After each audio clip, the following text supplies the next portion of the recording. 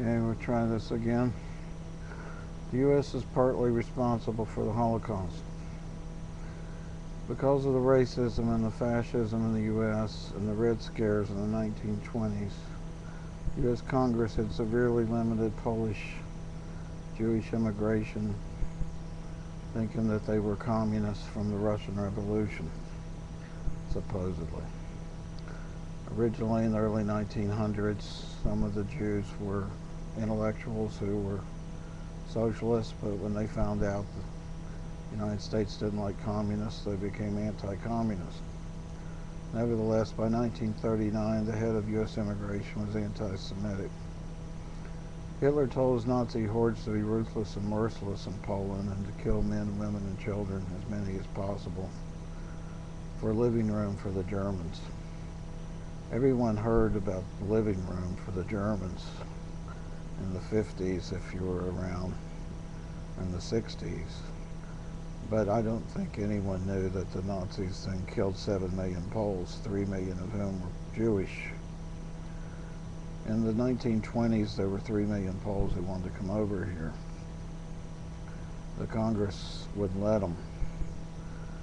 So there were, by the time Hitler came to power, there were 3,300,000 Jews in Poland. After Hitler, 300,000 left. 100,000 came here, 100,000 were scattered to the four corners of the earth, and 100,000 went to Palestine. The United States is considered the promised land, not Israel, but nevertheless, the traditional place called Israel is considered the promised land for Moses. However, if I were president, I would give them Arizona.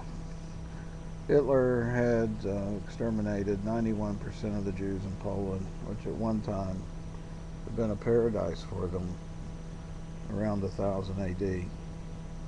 So the saying there are no Jews in Poland was practically true after World War II, although we hear there's a small revival going on today. If the U.S. had allowed Polish Jews to come here in the 1920s, then Hitler couldn't have killed them and we could have saved them.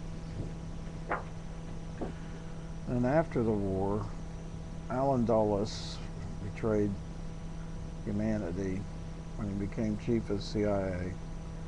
As though this were not bad enough, the Dulles brothers were involved in laundering Hitler's billions by way of Thyssen corrupt banks in New York, Berlin, and Rotterdam in a shell game where the money was moved back and forth to keep the U.S. inspectors from finding it.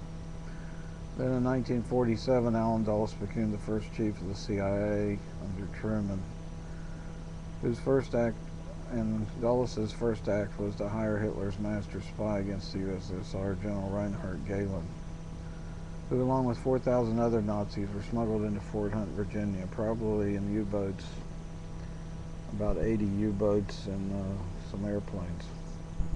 Some of these Nazis were SS and Gestapo, had been involved in the Holocaust. They were wanted in Poland and Russia. They should have been turned over to the Russians, which Eisenhower had said he would do. And we should have tried them at Nuremberg.